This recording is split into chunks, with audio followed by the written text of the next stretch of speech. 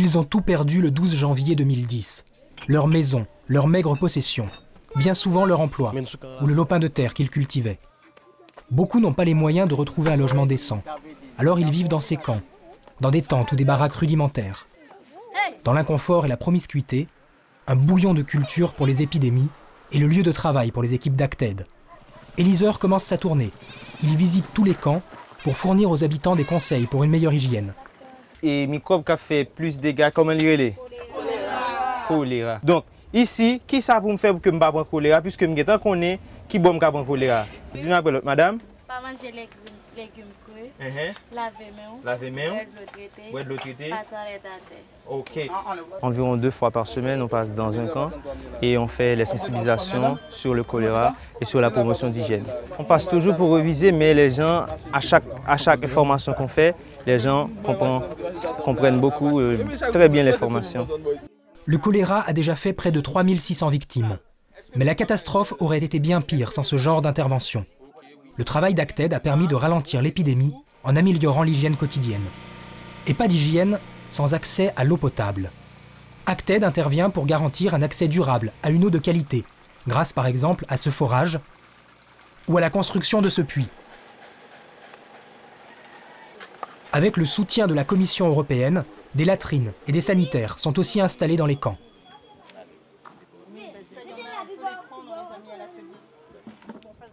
Dans les villages qui ont déjà des puits, des mobilisateurs communautaires vont à la rencontre des populations pour contrôler la qualité de l'eau, car bien souvent, elle est impropre à la consommation.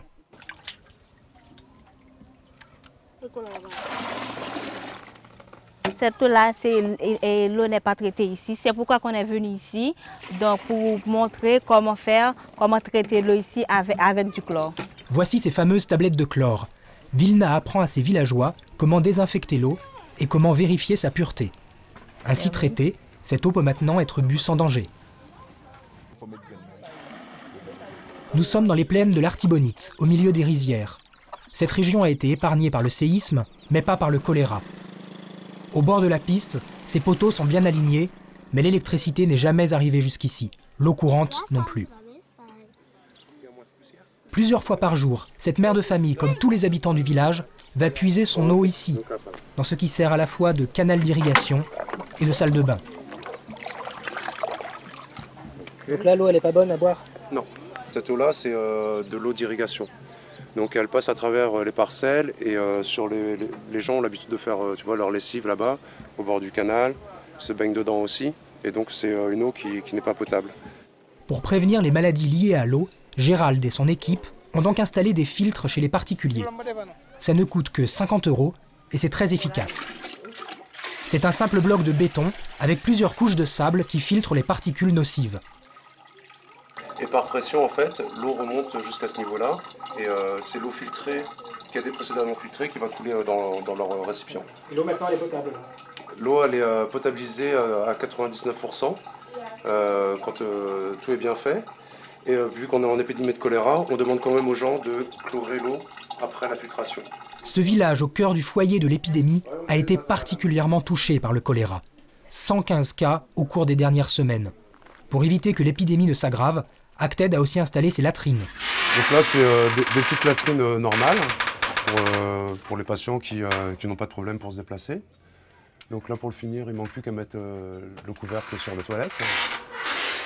L'objectif, c'est de réduire l'impact du choléra en permettant aux malades de pouvoir utiliser des latrines qui sont surélevées et qui permettent de protéger la nappe phréatique et de protéger en fait la contamination des eaux de ruissellement qui finalement rejoignent les canaux dans lesquels ils piochent leur eau pour l'eau potable. L'hygiène est une première étape vers une meilleure santé. Bonjour messieurs, qui genouillé? Et pour cela, la prévention est indispensable. Pour permettre à ce village isolé de bénéficier d'un accès à la santé, ce dispensaire est réhabilité et agrandi avec la participation des habitants. Ok, 3,15 m. Avec cet aménagement-là et la construction d'une salle d'observation un petit peu plus loin, là, on arrive à faire en sorte que ce dispensaire qui a été construit dans les années 80 arrive aux normes actuelles du ministère de la Santé publique. Ce couple attend un enfant. Ils ne connaissent pas encore le prénom, mais ils savent qu'ils auront la chance de pouvoir accoucher près de chez eux. On espère que vous êtes capable de faire ça ici quand même. Il y a une maternité, c'est 2 heures de route d'ici à peu près. Donc c'est vrai que ça fait une grande distance. Et donc ici, ça nous permettait vraiment de donner accès à la santé pour à peu près 30 000 personnes dans cette zone-là. Et également de pouvoir continuer les programmes sur la malnutrition, où il manquait d'une structure pour pouvoir détecter, accueillir et puis peser les enfants.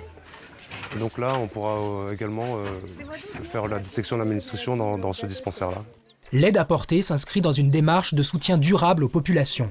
Acted travaille au quotidien pour promouvoir la santé et l'hygiène et apporter à ceux qui en ont le plus besoin conseils et infrastructures.